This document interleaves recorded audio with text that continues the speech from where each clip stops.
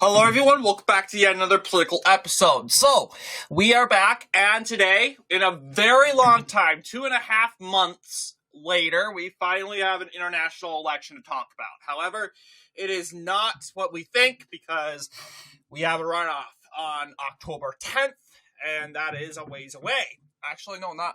What am I saying? October 10th? October 19th, excuse me. That is specifically in the South American country of Bolivia. And Bolivia is an interesting country because it's a country where we're not necessarily friends with, but we're not necessarily allies. Well, not necessarily enemies, excuse me. In fact, relations are somewhat pretty strained. And we have to talk about, basically, before we dig into this, a little bit of background. So, Bolivia was sort of like our friend during the 20th century, but in 2009, a new government took over, and this new government is very hostile to the United States.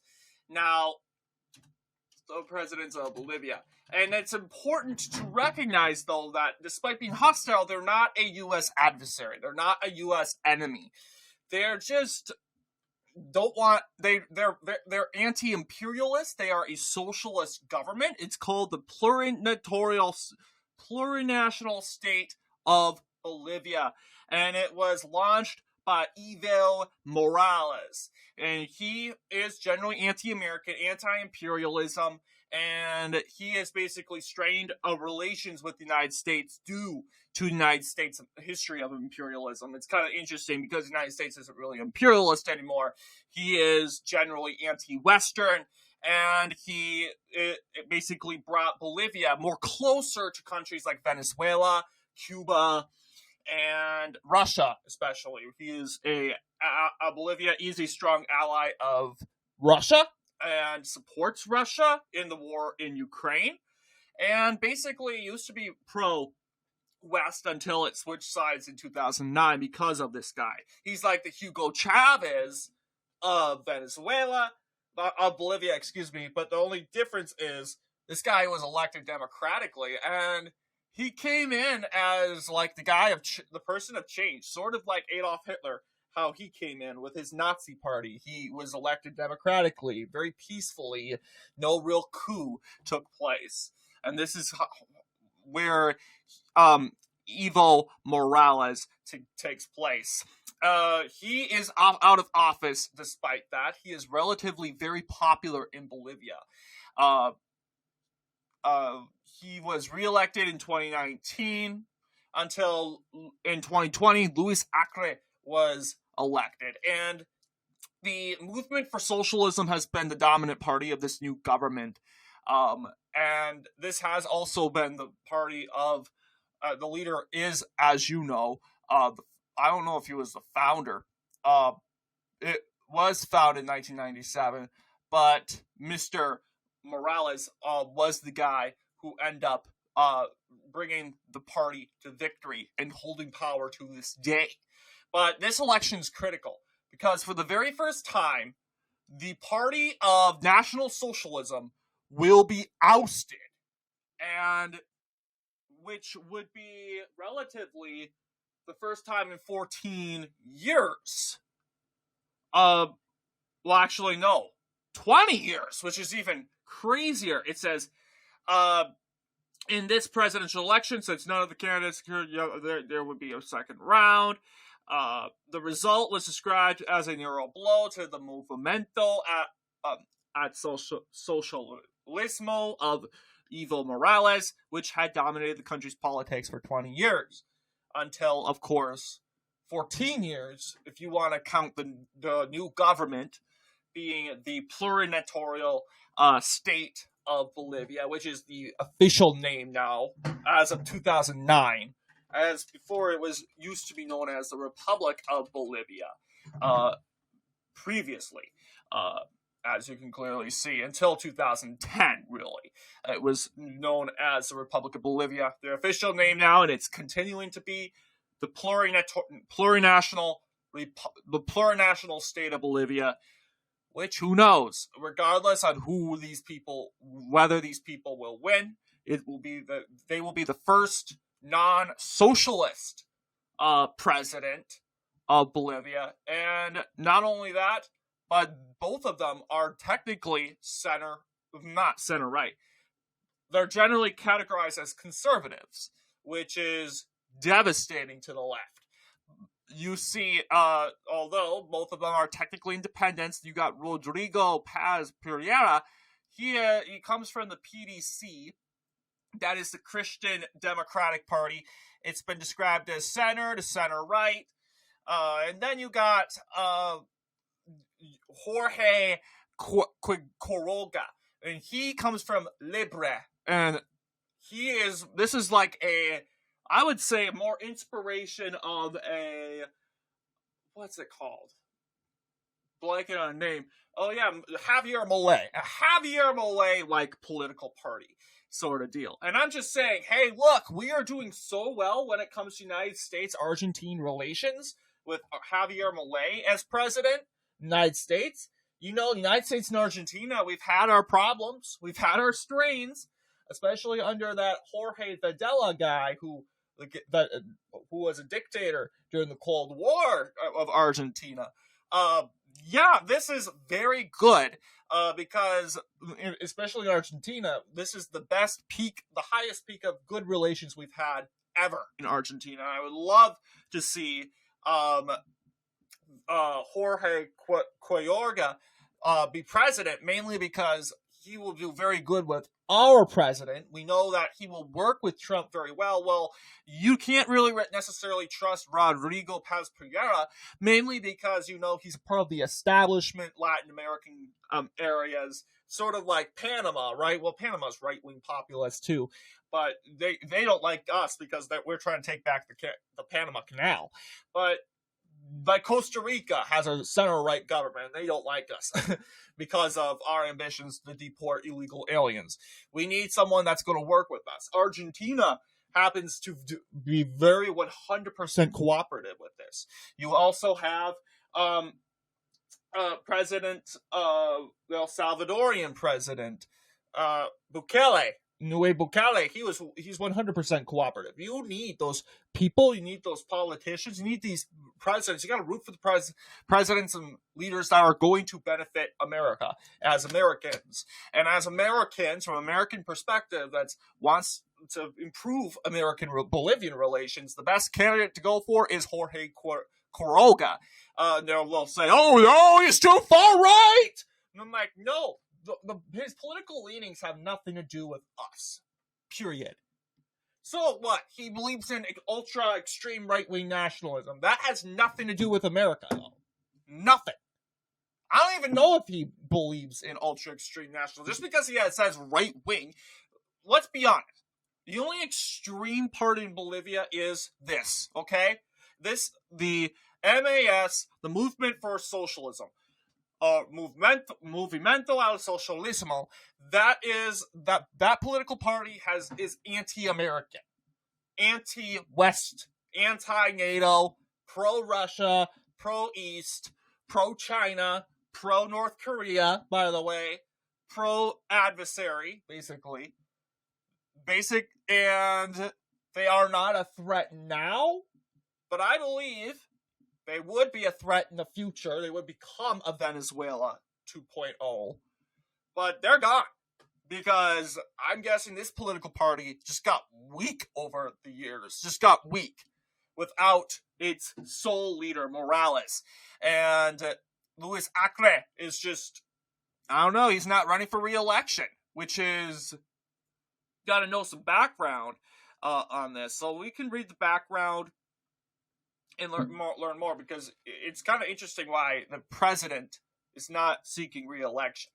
So the election was held amid a schism with the ruling Movimiento al Socialismo between incumbent President Luis Acre and former President Evo Morales. The former allies fell out following Acre's election in 2020, when Morales, who had been in exile following political unrest caused by his re-election bid in 2019, returned and tried to regain control of the party's leadership. In late 2024 and early 2025, shortages of essential goods, including gasoline, diesel, basic foodstuffs, and medicine, caused further dissatisfaction with the Acre government. Evo Morales has called for his supporters to boycott the vote in reaction to the state not allowing him to participate in the elections. Based in a rural compound guarded by supporters, he was promised to mobilize his supporters and give battle on the streets if a right-wing candidate wins the election. Right-wing figures like Jorge Quiroga have also promised to arrest Morales if they win, which resulted in rural coca unions like the Six Federations pledging to wage a guerrilla war in support of Morales if they attempt to do so. Right-leaning political parties formed a unity bloc to oppose Acre. Its candidates included Samuel Dona Medina and Jorge Quiroga. Morales announced his intention to run as the candidate of the Front for Victory, despite a ban on him running again for president by the Plurinational Constitutional Tribunal. So they fired that guy. He must have tried to rig the Constitution or declare himself dictator for life or something, and he didn't get away with it, and they threw him out of the country in exile. But he's back, and he wants to retake power. So, and it doesn't look like that's going to happen. He might end up in jail. The government responded by deregistering the FPV, citing its failure to meet the mandatory 3% threshold in the previous election. Only on the 14th of May 2025, President Acre announced that he will not seek a second term. Government Minister Eduardo del Castillo was nominated by MAS in his place. On the 16th of May, demonstrators attempted to register Morales as a candidate clashed with police in La Paz. Several candidates, including Quiroga and Chi Hyun Chung, attempted to register their campaigns under minor party labels.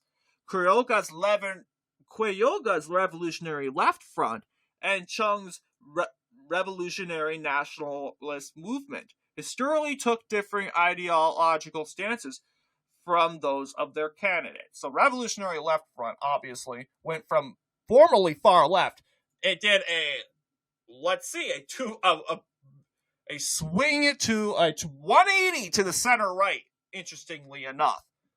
That is very interesting. You also have Revolutionary Nationalist Movement. It used to be center left, this is left wing. Now it's center right to right wing. So you're seeing a revolution in Bolivia right now, guys. You guys may be wondering, when are we going to get rid of Nicolas Maduro and his regime in Venezuela? Well, look at just a country south of Venezuela. You got a country very similar to Venezuela, Bolivia. They are revolting against the left-wing tyranny. And I'll tell you, the government has been very repressive of freedom of speech, civil rights. They have committed civil rights abuse, human rights abuse. They are a full-blown dictatorship. And they are basically a left-wing nationalist government. But now, ever since you have this fallout between Morales and Acre, or whatever his name is, of Elon Musk Trump feuds 2.0 in Bolivia, you're now seeing the collapse of the Movimiento al Socialismo, if that's how you pronounce it, the MAS. That's fallen apart, and now the right, the center right, which we were told looked like at before would never win an election in Bolivia, is going to win an election because it's going to either be Rodrigo Paz Piera or Jorge Quiroga. And I'm just saying, I think this is a good opportunity to reverse and renormalize relations with Bolivia. We got the toxic idiots out, the very angry socialists that are angry at the United States because we did absolutely nothing to them. We didn't go into Bolivia. We didn't go fight a war in Bolivia. They're just mad because they are left-wing nationalists and they want to stand in solidarity to all the people we hurt over the years, quote unquote. So yeah, this is obviously an interesting race, and I mean, it's good if I guess it's not the end of the world if Piera wins in the other day, because I'm just hoping he will reverse relations, normalize relations with Bolivia. I think hopefully we'll meet with the president of Bolivia and we'll get back on track. But if Jorge Quiroga actually becomes president, that if he becomes president, then I think Bolivian-American relations will soar. It'll do a 180.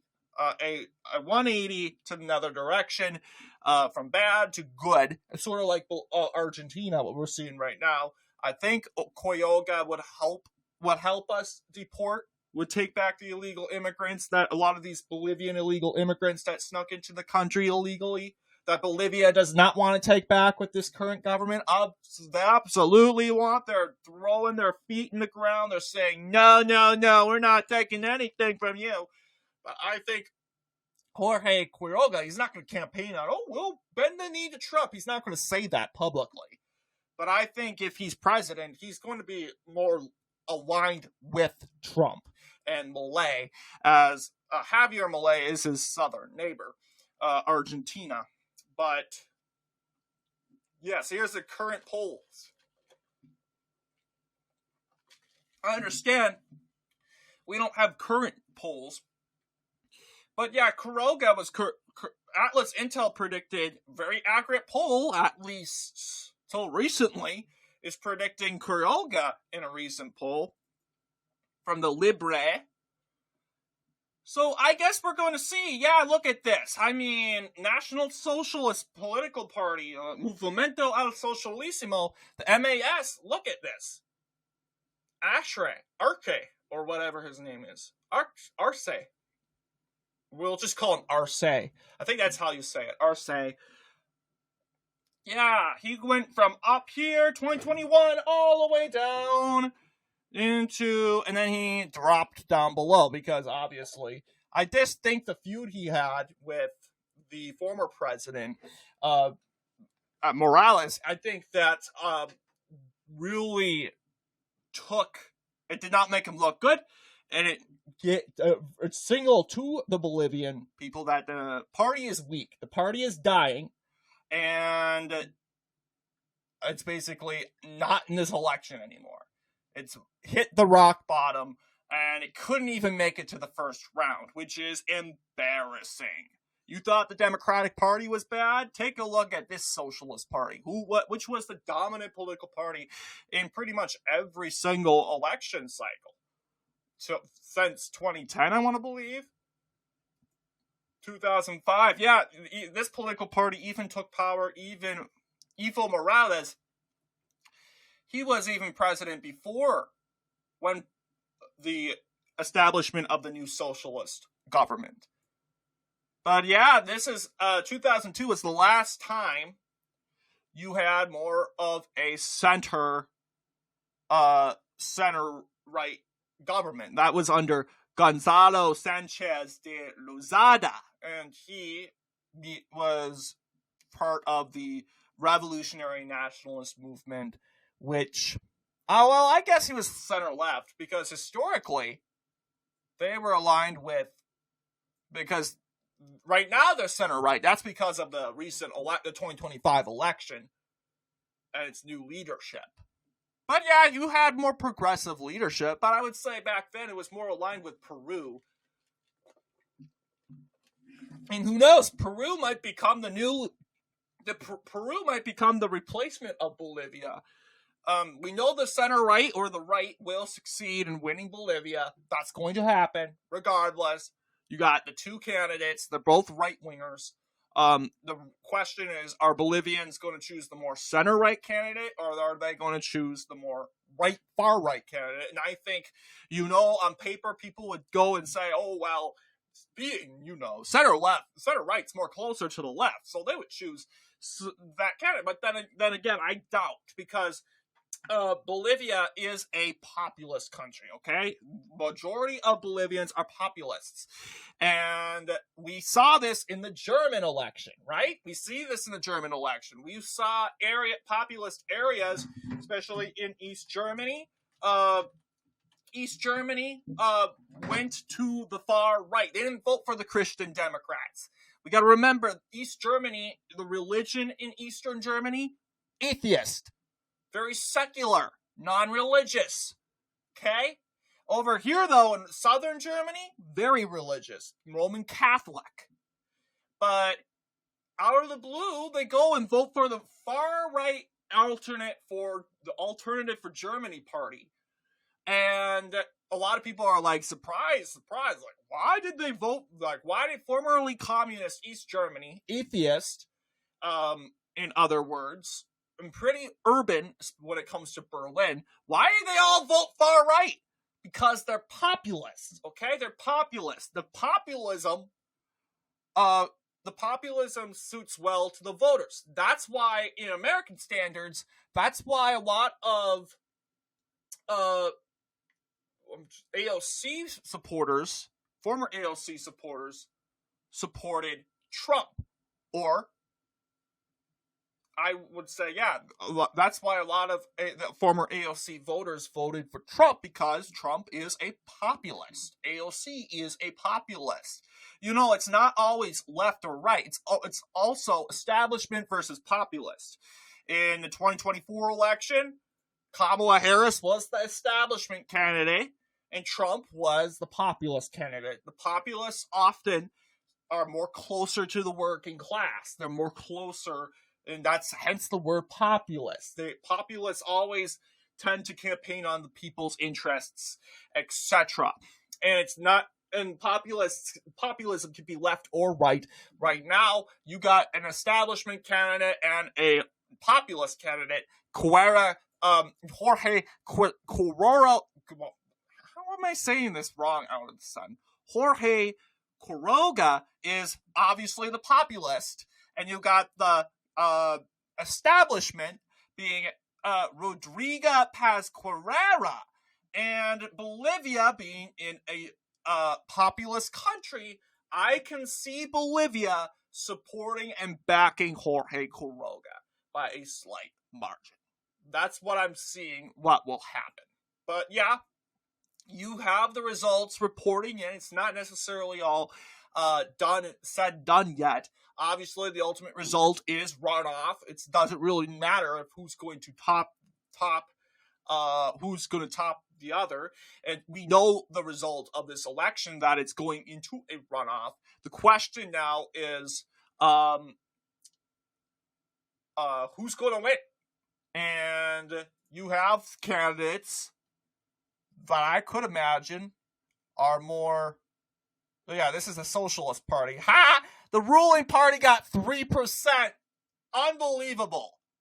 Castillo was the nominee for that party, and he was horrible. But yeah. But anyway, what do you guys think in regards to this video? Let me know down below.